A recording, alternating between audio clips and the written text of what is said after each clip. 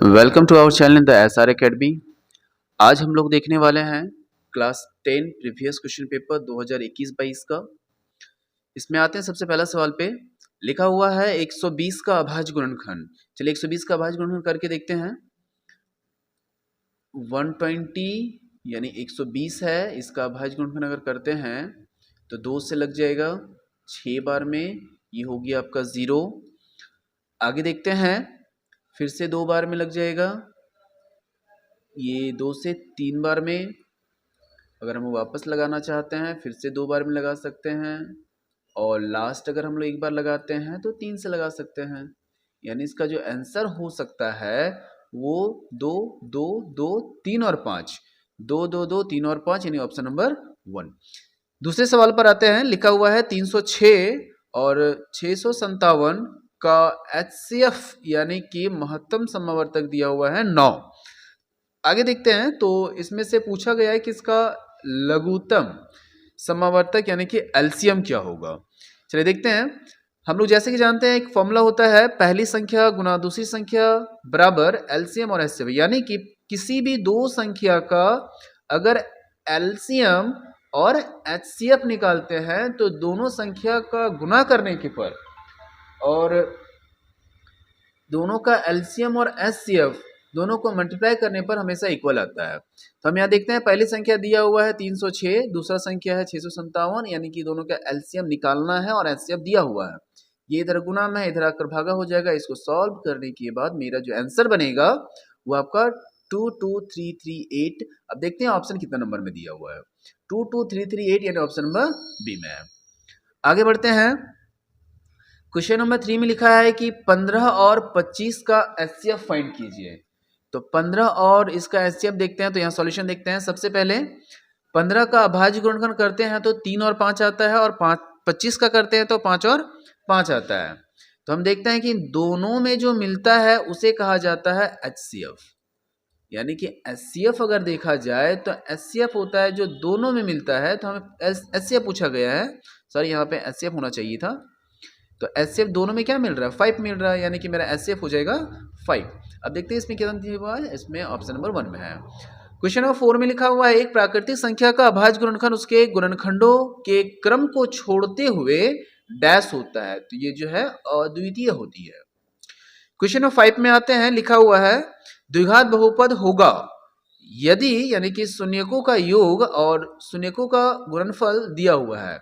तो जैसा कि हम लोग जानते हैं एक द्विघात बहुपद निकालने का फॉर्मूला होता है। फॉर्मूला कुछ इस तरह से पहले देख लेते हैं। शून्यकों का योग, शून्यक नहीं लिखे हैं, डायरेक्ट योग लिखे हुए हैं। शून्यकों का योग दिया है √2 और शून्यकों का गुणनफल दिया हुआ है 1/3। और एक छोटा सा फॉर्मूला होता है शून्यकों का निकालने के लिए, इसका बहुपद। बहुपद जो होता है यहाँ से यहाँ तक होता है, इक्वल टू 0 नहीं होता है।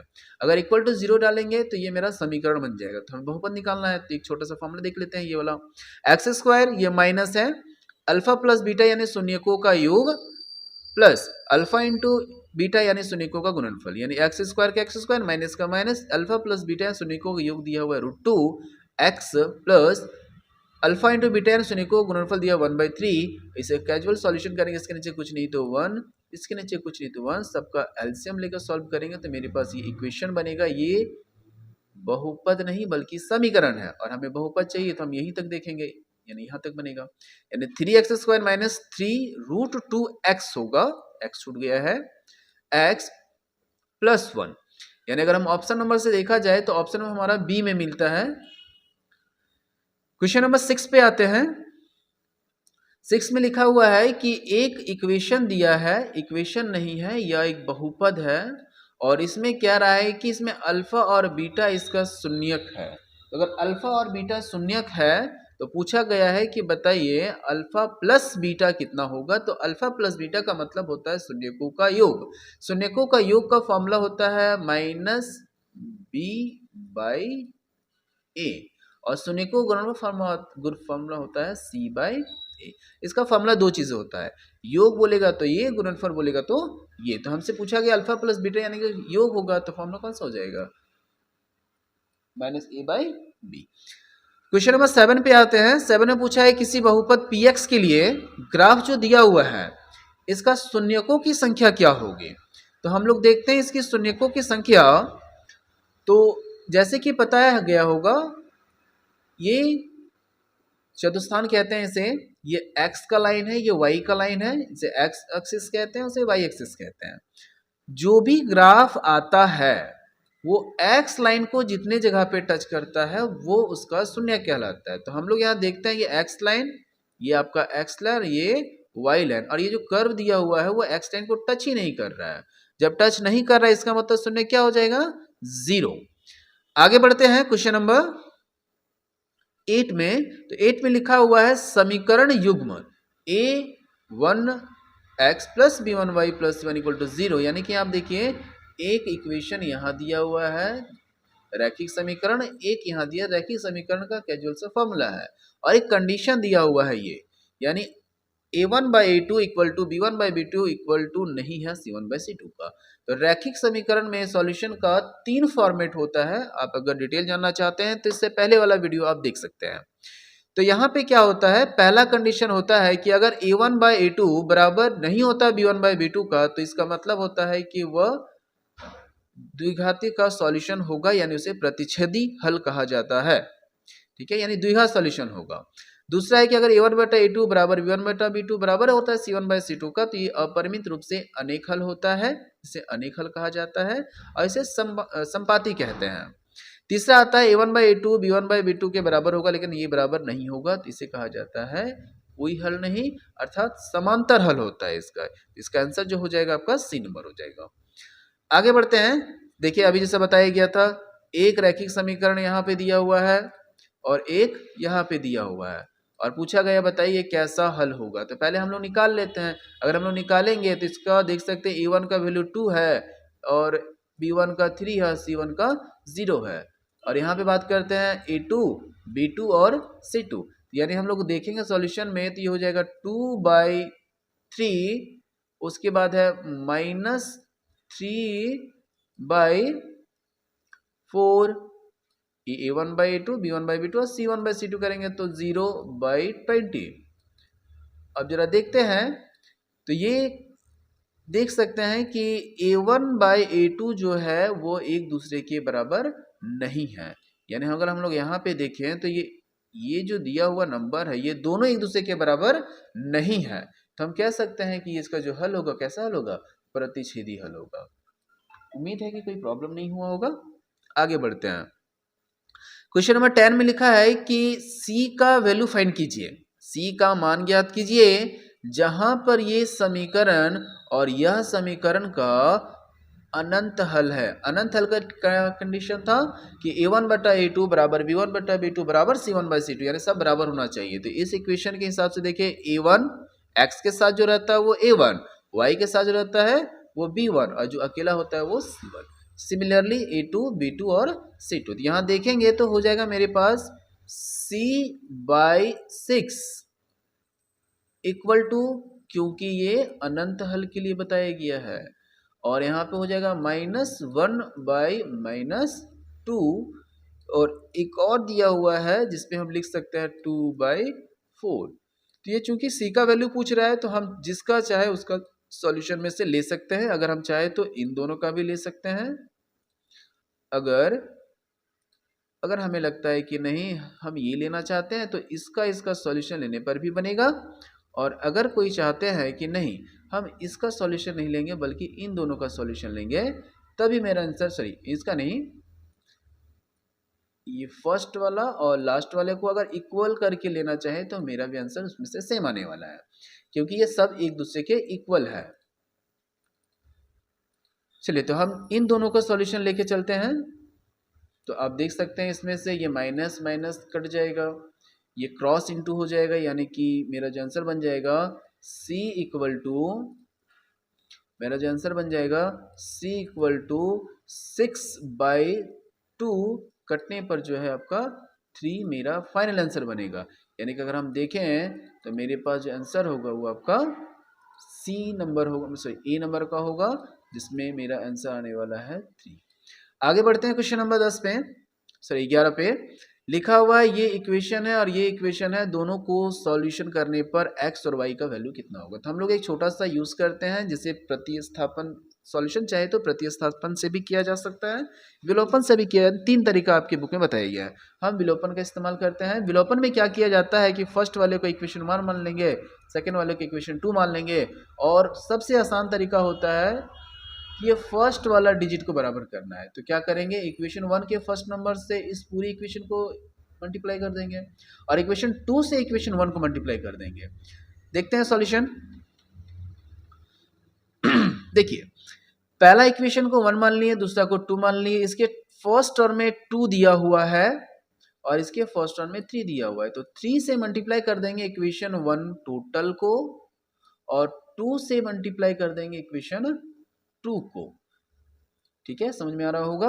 तो इसको अगर 3 से करेंगे तो 3 2 6 माइनस 3 1 हो गया 3 5 और 3 हो गया 15, और इसको ही मल्टीप्लाई करेंगे 2 से तो ये 2 6 2 4 और ये कट जाएगा, ये दोनों कट गया है। आगे देखते हैं तो -3 -4 साइन चेंज होता है, ये -7 y = 7 कटने पर आ जाएगा y का वैल्यू -1। अब किसी भी इक्वेशन में फ्रॉम 1 2 3 तो है नहीं, 2 इक्वेशन से काम कर सकते हैं। तो हम लोग क्या किए, इक्वेशन 1 में बैठाए हैं 2x = y का वैल्यू जो है माइनस में है, और फॉर्मूला में पहले से इक्वेशन पहले से माइनस दिया, माइनस से मिलकर प्लस हो गया, ये जाके इधर माइनस होने पर 4, यानी कि x का वैल्यू हो गया आपका 2, x का वैल्यू 2, y का वैल्यू 1। चलिए देखते हैं, x का वैल्यू 2 है, y का वैल्यू -1 है, x का वैल्यू 2, y का वैल्यू -1, यानी ऑप्शन नंबर 1। आगे लिखा हुआ है वह रैखिक समीकरण युग्म जिसका कोई हल नहीं होता है।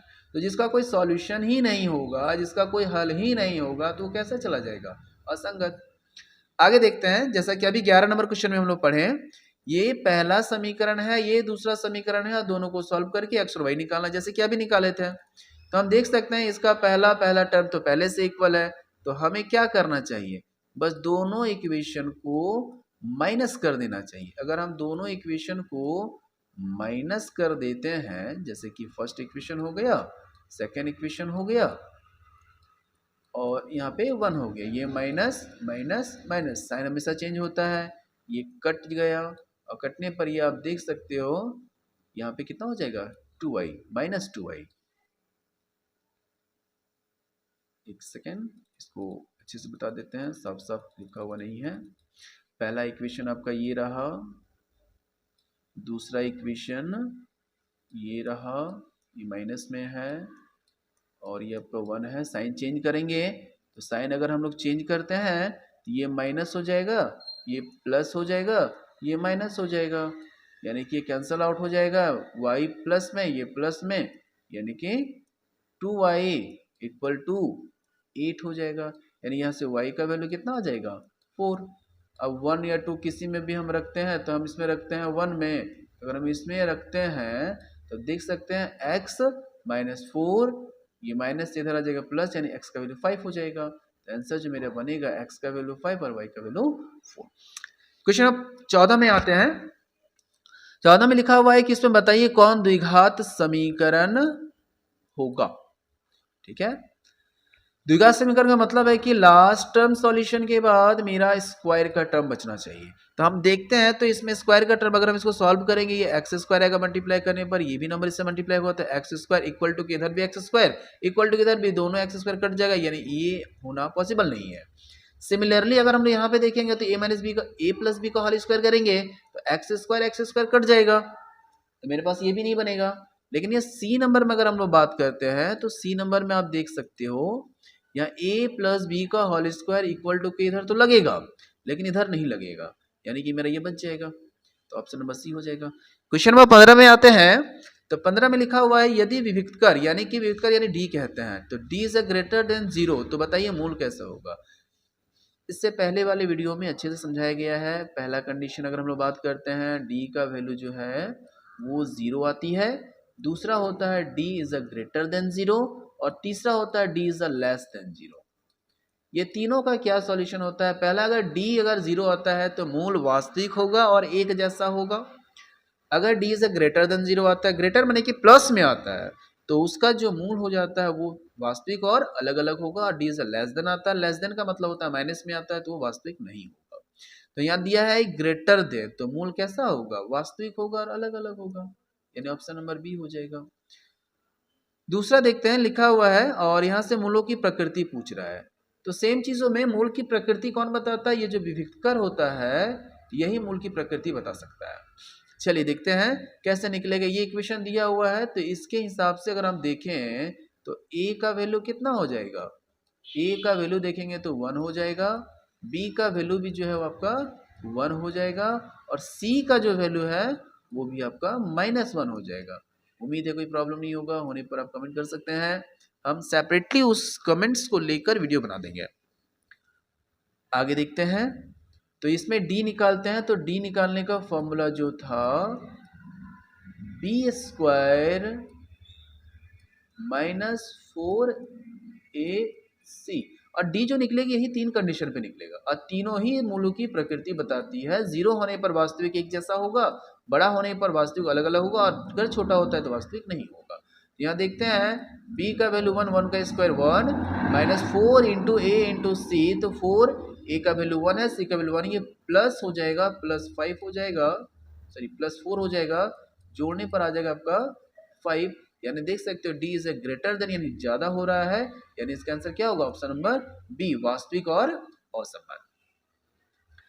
क्वेश्चन नंबर 17 पे आते हैं। 17 में लिखा है ठीक उसी तरह से है, मूल जो है वो कैसा है, अलग अलग है। तो अलग अलग कब होता है, d is a greater than 0 में, ग्रेटर देन का साइन ये वाला है। तो अब देखिए इसमें कौन सा साइन है, ये तो है नहीं, ये है ऑप्शन नंबर सी में। आगे बढ़ते हैं, क्वेश्चन नंबर 18 में बोल रहा है कि द्विघात समीकरण ये जो दिया हुआ है इसका विविधकर निकाले। विविधकर का मतलब होता है आपको d निकालने बोला गया है कि d कितना होगा। तो d निकालने का भी हम लोग पढ़े थे, b² -4ac। तो हम लोग देखते हैं b का वैल्यू कितना दिया हुआ है, यहाँ से चेक करके देखो -1, -1 का स्क्वायर 1 हो जाएगा, 4 इंटू a और c अगर देखेंगे तो a है 1, ये है, यानी कि अगर हम इसको करते हैं आपका 4, b² का वैल्यू, b का वैल्यू होगी 1, 4 इंटू a इंटू सी, ठीक है। तो ये आप देख सकते हो यहाँ से ये 1 -12, तो अगर 12 से माइनस करेंगे तो -11, जो कि -11 इसका एक्यूरेट आंसर हो जाएगा। चलिए इसे हटा देते हैं यहाँ से, तो इसका आंसर जो बन जाएगा आपका ये वाला बनेगा। आगे बढ़ते हैं, सेम चीज है 19 नंबर, यदि द्विघात समीकरण ये दिया हुआ है और मूल क्या है वो समान है, बताइए डी के का वैल्यू कितना होगा। देखिए इसमें आप देख सकते हो के का, ये वाला के का वैल्यू पूछ रहा है, तो ए का वैल्यू कितना है यहाँ पे, अगर आप देखोगे ए का वैल्यू 1 है, बी का वैल्यू -4 है, सी का वैल्यू के है, तो डी जो है वो 0 होगा। क्यों 0 होगा, क्योंकि मूल एक जैसा बताएगी। एक जैसा कब होता है, जब डी का वैल्यू 0 होता है, और इसका वैल्यू हम लोग जानते हैं b² -4ac होता है, इक्वल टू 0। b का वैल्यू जो दिया हुआ है आपका यहाँ पे 4 है, 4 का स्क्वायर कितना हो जाएगा 16 -4 इंटू a का वैल्यू 1 और इसका वैल्यू है k का वैल्यू हो जाएगा c, यानी कि आपका 4k। आप सॉल्यूशन करोगे तो ये 16 उधर चला जाएगा इक्वल टू उधर, यानी -4 इक्वल टू k, यानी कि -16, यानी कि इसमें निकालेंगे, अगर हम इसे निकालते हैं तो k इक्वल टू हो जाएगा 16/4, यानी k का वैल्यू कितना 4 देख सकते हो, एक्यूरेट आंसर होगा। आगे पूछा गया है इसकी मूल ज्ञात करना है। चलिए इसका मूल निकालते हैं। क्वेश्चन नंबर 20 के अगर देखा जाए तो इसका मूल फाइंड करते हैं। तो इसका जो मूल होगा आप यहाँ देखिए, ये इक्वेशन दिया हुआ है आपके क्वेश्चन में। मूल फाइंड करने के लिए जो बीच वाला टर्म होता है इसे 2 नंबर में ब्रेक करना पड़ता है, और इस तरह से 2 नंबर में ब्रेक करना पड़ता है कि ब्रेक करने के बाद जो 2 नंबर आता है ये इन दोनों का मल्टीपल होना चाहिए, और सम करने पर या सब्ट्रैक्ट करने पर, यानी जोड़ने और घटाने पर बीच वाला टर्म आना चाहिए। तो हम जो क्या किए हैं कि 6 है तो 6 को तोड़ दिया 2 और 3 में, जोड़ने पर देखिए ये आ जाएगा -5 और मल्टीप्लाई करने पर 6x² आ जाएगा। अब इसे 2 नंबर में तोड़ दिया गया है, यहाँ से इन दोनों से कॉमन निकला है और इन दोनों से कॉमन निकला है, यहाँ से x निकल गया, यहाँ पे x -2 बचे, यहाँ से 3 निकल गया, x -2 बचा, यहाँ तक करने के बाद देखा जाए तो ये दोनों ब्रैकेट वाला हमेशा सेम आता है, अगर सेम है तो हम सही बना रहे हैं, और नहीं आने पर गलत है कहीं ना कहीं। ये दोनों ब्रैकेट से एक लिखेंगे और बाकी दोनों जो बच गए उसको ब्रैकेट में, एक ब्रैकेट में कर देंगे। दोनों को इक्वेट किए जीरो से, यानी एक्स का वैल्यू 2 और एक्स का वैल्यू 3, यानी कि इसका आंसर जो 2 और 3 बन रहा है। यानी 20 नंबर का अगर हम आंसर देखें 2 और 3 बन रहा है। अब देखो कहीं ना कहीं तो दिया ही होगा 2 और 3, ऑप्शन नंबर बी। अब आगे देखते हैं, पूछा गया है निम्नलिखित में से कौन एपी है। तो एपी है का मतलब है कि इसमें कॉमन डिफरेंस यानी कि जो डी होता है वो हमेशा इक्वल आना चाहिए। कॉमन डिफरेंस यानी कि सार्वंतर को डी से सिंबलाइज करते हैं, और इसका फॉर्मूला होता है a2 माइनस a1। हर एक में हम क्या करेंगे, बिठाकर देखेंगे। 2 4 8 है, 4 से 2 माइनस करेंगे 2 आएगा, फिर इससे माइनस करेंगे 4 आएगा, इससे माइनस करेंगे 8 आएगा, यानी ये आंसर देख सकते हो ये नहीं हो रहा है। इधर देखेंगे दोनों को माइनस करने पर ये बन जाएगा। और अगर सी में बात करते हैं 25 में से अगर 5 माइनस करेंगे 20 आएगा, नहीं बन रहा है। 125 माइनस का नहीं आ रहा, यानी ये भी आंसर हो रहा है। इसका ऑप्शन जो है आपका ए और सी दोनों हो जाएगा, यहाँ दिया हुआ नहीं है। क्वेश्चन नंबर 22 पे आते हैं। 22 में लिखा हुआ है कि इस एपी का कितना टर्म निकालना है, 10वां टर्म। आप ए एन के टर्म से भी निकाल सकते हो, और अगर नहीं तो आप 10वां टर्म निकाल सकते हो। आपको निकालना है 10वां टर्म यानी कि A10। तो A10 निकालने के लिए छोटा सा फॉर्मूला होता है a प्लस 9d। जितना भी टर्म पूछा जाए उसमें से एक कम कर दीजिए। मान लेते हैं अगर दूसरा टर्म पूछेगा तो a प्लस डी, चौथा टर्म पूछेगा तो a प्लस 3d, मैंने एक कम कर देना है डी में। तो यहाँ से देख सकते हो a का वैल्यू जो है आपका 2 है, प्लस, और इसको अगर माइनस करेंगे तो ये हो जाएगा आपका 9 इंटू 5। अब इसको सॉल्यूशन देखेंगे तो 2 प्लस 45, और 45 में जोड़ देंगे तो 47, जो कि एक्यूरेट आंसर मेरा कौन सा बनेगा। उम्मीद है समझ में आया होगा। लिखा है 2 अंकों वाली कितनी संख्याएं हैं जो 3 से कटेगी। चलो सबसे पहले देखते हैं कि 2 अंकों की संख्या शुरू कहाँ से होती है। अगर हम देखेंगे 2 अंकों की संख्या जो शुरू होती है वो आपका 10 से होता है, और ये कहाँ तक जाता है, 99 तक जाता है। अब पूछा गया है कि ये कितना नंबर होगा, यानी आप देख सकते हो पहला 10 तो कटेगा नहीं, 11 नहीं कटेगा, यानी कि 12। तो 2 अंकों के पहली संख्या जो होगी 12 होगा, 13 नहीं है, 14 नहीं है, 15 है। 2 अंकों की वह संख्या जो 3 से कटेगी। डैश डैश करते हुए चलेंगे। 99 अगर देखते हैं तो मेरा ये लास्ट है जो कि 3 से कटता है, यानी मेरा एपी का जो सेक्वेंस बना, जो सीरीज बना, वो है 12 15 डैश डैश डैश 99। तो हमको निकालना है कि इसमें कितना टर्म होगा, यानी कि हमें इसमें फाइंड करना है n इक्वल टू 1, यानी n का वैल्यू कितना होगा। चलिए इसमें देखते हैं, बताइए। इसको देख के बताया जाए तो a का जो वैल्यू है वो आपका 12 है, d का वैल्यू निकालेंगे तो 15 माइनस 12, यानी 15 में से 12 घटाएंगे तो आ जाएगा आपका 3, और यहाँ पे an जो दिया हुआ है वह 99 है। अब इसमें हम लोग सॉल्व करते हैं। तो सॉल्व अगर करेंगे तो an का फॉर्मूला आपको शायद मालूम होगा, a plus n minus 1d, ठीक है, और ये 99। a का वैल्यू दिया हुआ है आपका 12, इधर जाकर सेपरेट कर लेंगे, और आप लोग इसका सॉल्यूशन करके आंसर खुद से बताइएगा कमेंट में कि आखिर कितना इस चारों में से आएगा। Thank you. आगे बढ़ते हैं। क्वेश्चन नंबर 24 में बात करते हैं 0 और 50 के बीच में कितनी विषम संख्याएं होती है। सेम सवाल है, 0 से लेकर 50 के बीच में आपको कौन कौन सा नंबर ढूंढने बोला गया है, सम संख्या। तो 0 सम संख्या नहीं है, 1 नहीं होगा, मैंने 2 होगा, 4 होगा, 6 होगा, बढ़ते जाएंगे बढ़ते जाएंगे बढ़ते जाएंगे। फिर 50 भी सम संख्या है, ठीक है। तो पूछा गया इसमें कितनी जो है सम संख्या होगा, तो ये इसका लास्ट में सम निकालना, सबको जोड़ना है, ठीक है। तो ये आपका ए हो गया, यानी कि देखें तो ए का वैल्यू जो है वो आपका हो गया 2। दूसरा डी का वैल्यू निकाला जाए तो इसमें से देखेंगे तो आपका 2 ही आएगा, 2 4 है, 2 आएगा। और ए एन दिया हुआ है मेरे पास 50, जिसको लास्ट टर्म कहते हैं, और n का वैल्यू दिया हुआ है दिया तो नहीं बोले सर एन का वैल्यू पहले फाइंड करना पड़ेगा, इससे बिल्कुल करना पड़ेगा। लेकिन एक कॉमन सी बात हम लोग जानते हैं कि अगर 1 से 50 तक है तो आधा सम संख्या होगा, आधा विषम संख्या होगा, यानी एन का वैल्यू जो है 25 होगा। अब इस सभी नंबर्स को लेकर इसके सम के फॉर्मूला बैठा सकते हैं। सम का फॉर्मूला जो होता है वो होता है S n equal to n/2 a plus a n. ठीक है, तो इसमें आप ये होमवर्क हम छोड़ देते हैं, इतना तो आप कर ही सकते हैं। n का वैल्यू आप बैठा सकते हैं, ये आपका 25 होगा, 2 है a प्लस सॉल्यूशन करने पर आपका जो आंसर है आपका ये वाला आंसर आ जाएगा। आगे देखते हैं।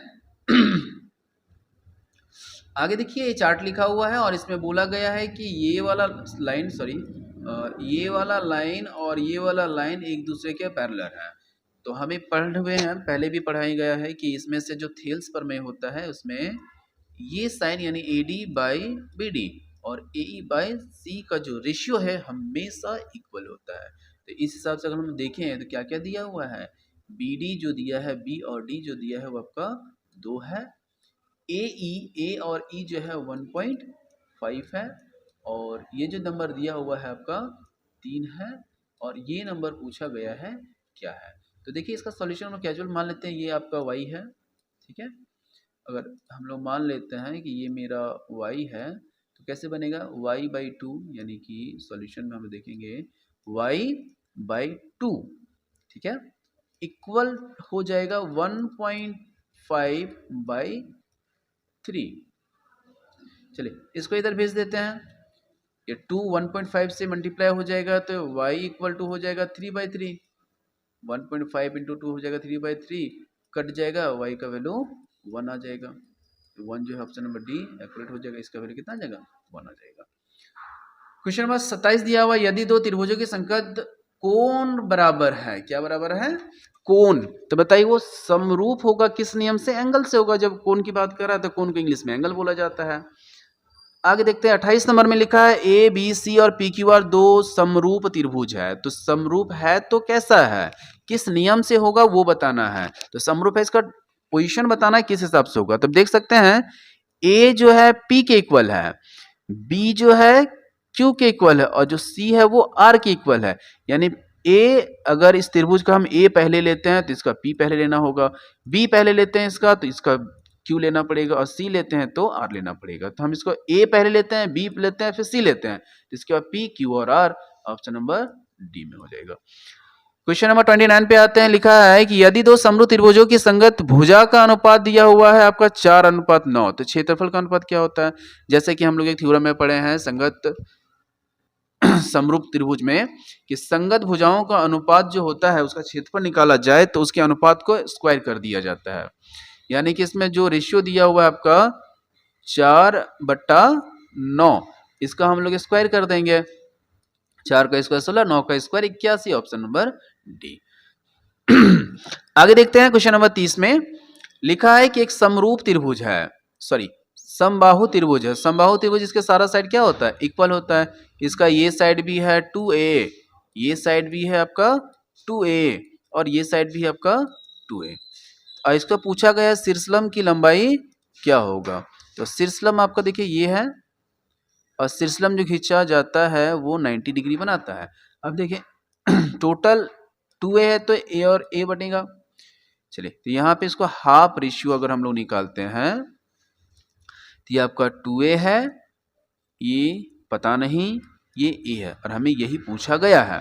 तो ये निकालेंगे तो आपको शायद मालूम होगा समकोण त्रिभुज में क्या करते हैं, ये कर्ण हो जाएगा, ये आधार हो जाएगा, लंब हो जाएगा। लंब निकालने के लिए कर्ण का स्क्वायर, यानी कि हम लोग देखेंगे यहाँ पे 2a का कर देंगे स्क्वायर, और उसके बाद अगर हम देखेंगे 2a का स्क्वायर माइनस a का स्क्वायर, क्योंकि दोनों बटा हुआ है तो a का स्क्वायर हो जाएगा। कैजुअल सॉल्यूशन अगर हम लोग करते हैं इसमें आप देख सकते हो 2 का स्क्वायर हो जाएगा 4a square minus a square, इसको दोनों से रूट से निकालेंगे तो हो जाएगा √3a स्क्वायर, रूट से निकलेगा तो √3 और ये हो जाएगा a, यानी ये मेरा ये फाइनल आंसर बनेगा। तो आप देख सकते हो इसमें ऑप्शन नंबर 1 पे लिखा हुआ है। ठीक है, चलिए क्वेश्चन नंबर आते हैं 31 में। तो 31 में देखा जाए, लिखा ABC में AB दिया हुआ है 6√3 और BC दिया हुआ है 12 और AC दिया है 12 और BC दिया हुआ है 6। तो कहा गया है कि B कितना होगा। चलिए इसका सॉल्यूशन देखते हैं। हम क्या किए, एक रफली एक डायग्राम बना लिए, त्रिभुज बना लिए और मान लिए कि समकोण त्रिभुज है और समकोण मान लिए, और समकोण पता है कि सबसे बड़ी भुजा जो होती है वो कर्ण होती है। हम ये कर्ण 12 लिख दिए हैं और बाकी दोनों के इधर असेंबल करवा दिए हैं। अगर इसका स्क्वायर बाकी दोनों के स्क्वायर के सम के इक्वल अगर आता है तो ये 90 डिग्री होगा। देखिए सामने करके दिखाया हुआ है कि 12 का स्क्वायर कर दिए, 6 का स्क्वायर और 6√3 का स्क्वायर भी दे दिए हैं।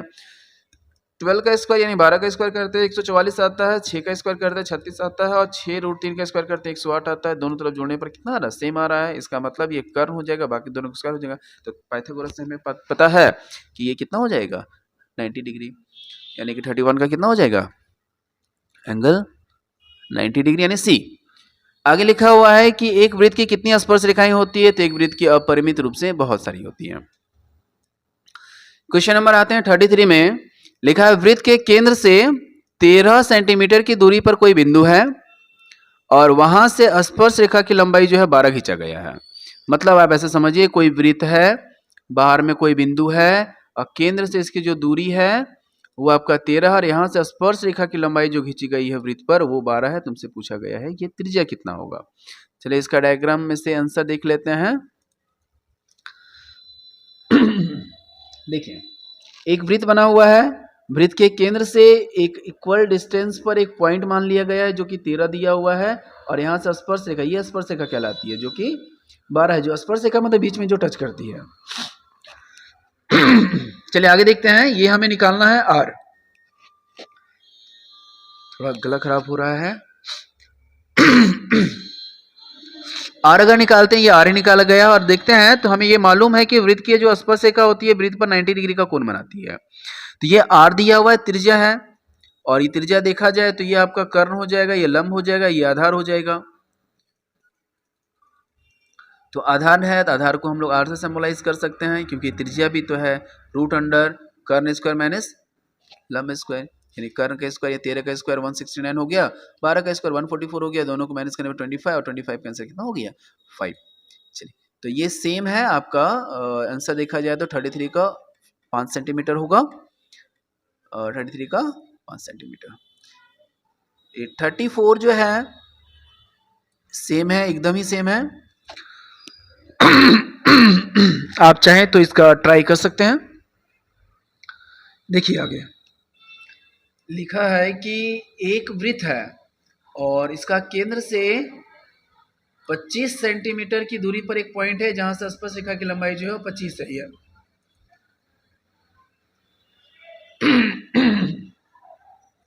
और इसमें क्या लिखा है देखते हैं। Q एक पॉइंट है और यहाँ से लंबाई जो दिया हुआ है 24 सेंटीमीटर है और जो केंद्र से दूरी जो है वो, स्पर्श रेखा की लंबाई जो है वो 24 है और केंद्र की जो लंबाई है वो 25 सेंटीमीटर है। हमसे पूछा त्रिज्या ही गया है, वही फॉर्मूला यूज करेंगे R का। आप देख सकते हो यहाँ पे ये Q एक पॉइंट है जो केंद्र से 25 की दूरी पर है और स्पर्श रेखा लंबाई 24 है और यहाँ पे हमें मालूम है कि 90 डिग्री बनाता है। हमें ये निकालना ये वाला है। तो R का वैल्यू निकाले 25 के स्क्वायर हो जाएगा 24 का, माइनस करें 49 और 7 आ रहा है इसका आंसर, यानी 34 का हो जाएगा 7। देख सकते हैं ऑप्शन नंबर 35 पे आते हैं। 35 में लिखा हुआ है कि दो संकेंद्रीय वृत्त है। चलिए पहले क्वेश्चन देख लेते हैं फिर इसका आंसर दिखाते हैं। इसमें लिखा हुआ है दो संकेंद्रीय वृत्त की त्रिज्याएं हैं 3 और 5। मैंने दो वृत्त है, दोनों की त्रिज्या जो एक ही पर है और व्यास पूछा गया है, बड़े वाले का व्यास पूछा गया है। तो बड़े वाले का अगर हम लोग व्यास देखते हैं तो कुछ इस तरह का, देखिए दो संकेंद्रीय वृत्त, एक बड़ा वाला एक छोटा वाला है। बड़ा वाला का त्रिज्या जो है वो 5 है, छोटा वाला का 3 है और हमसे ये पूछा गया है कि इसका व्यास कितना होगा, सॉरी जीवा कितना होगा। ये मेरी जीवा कहलाएगी जो टोटल सीधा है। तो हम सबसे पहले ये निकाल लेते हैं। देखिए ये जो स्पर्श रेखा बनती है ये 90 डिग्री का कोण बनाती है। तो हम देखते हैं ये हो जाएगा आपका लंब ये हो जाएगा कर्ण, ये हम आधार निकाल लें तो आधार का फॉर्मूला क्या होता है, कर्ण स्क्वायर माइनस लंब स्क्वायर, यानी 5 का स्क्वायर हो गया 25, 3 का स्क्वायर 9, आने पर कितना आया 4, ये आधा 4 तो आधा 4 तो टोटल मिलाकर 8, यानी 8 सेंटीमीटर जो है इसका एक्यूरेट आंसर होगा। देखते हैं ऑप्शन में 8 दिया हुआ है, ठीक है। 36 नंबर में थीटा दिया है कोण, केंद्रीय कोण, और त्रिज्या दिया हुआ है, त्रिज्या खंड का क्षेत्रफल पूछ रहा है। त्रिज्या खंड का क्षेत्रफल का फॉर्मूला क्या होता है, थीटा बटा 360 पाई आर स्क्वायर, थीटा बटा 360 pi R square, option number B.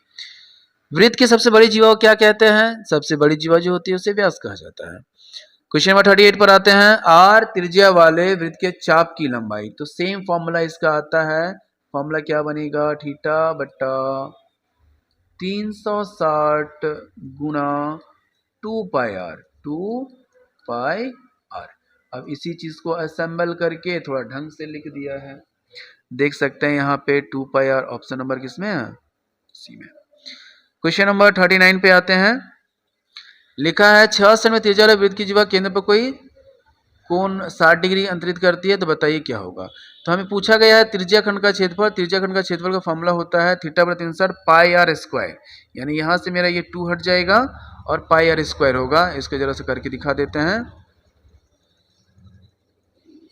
Formula देखिएगा, त्रिज्या खंड का क्षेत्रफल का फॉर्मूला क्या होता है, थीटा बटा 360 पाई आर स्क्वायर। थीटा का वैल्यू दिया हुआ है आपके पास 60 डिग्री, बटा हो जाएगा 360, इंटू देखेंगे तो 22 बटा 7, और आर का वैल्यू जो दिया हुआ है आपको 7 दिया हुआ है, सॉरी 6 दिया हुआ है, तो 2 बार 6। अब नंबर काटते हैं, ये दोनों 6 बार में कट गया, ये 6 और 6 कट गया, गुना करेंगे 12, 132/7।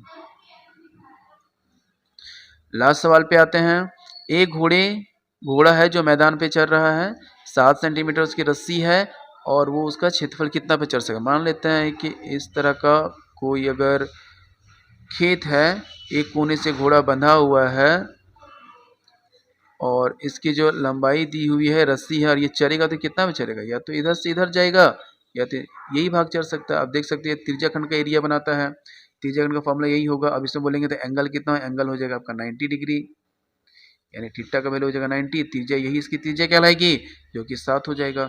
हम इसी फॉर्मूला के हिसाब से बिठा सकते हैं। अब जब देखते हैं इसमें अगर हम लोग सॉल्यूशन करना चाहेंगे तो थीटा हो जाएगा इसका 90 डिग्री,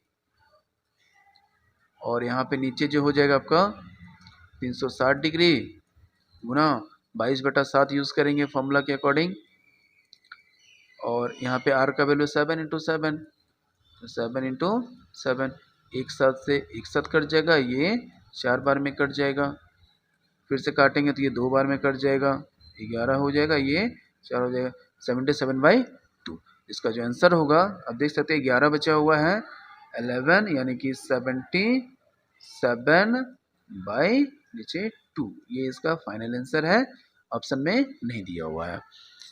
आप ऑप्शन चेक कर लीजिएगा एक बार। Thank you.